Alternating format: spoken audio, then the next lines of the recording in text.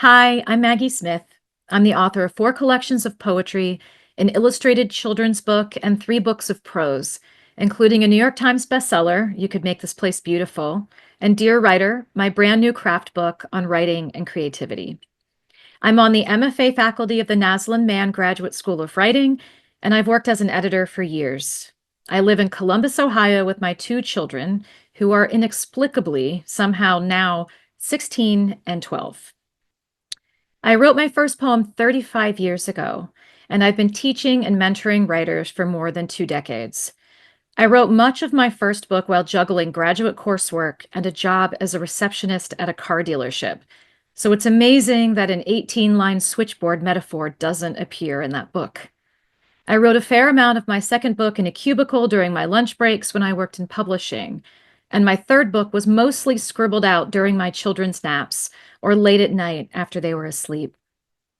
I mention these working conditions because we all have aspects of our lives that make creating difficult: work, or caregiving, or health issues, or burnout.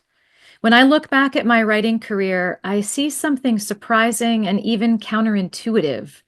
The more challenging my life was, the more I wrote and published.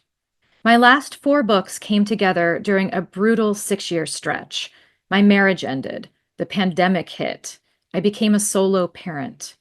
None of these events scream time for art, but I learned something about myself during those years, which is that I can and will prioritize my creative practice, regardless of what the rest of my life looks like.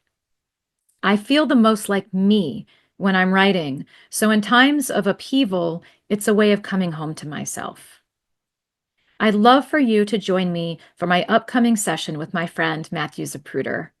5 things I've learned about creativity during times of upheaval will focus on the ways we can remain dedicated to our creative practice despite, and in some cases because of, personal and professional challenges.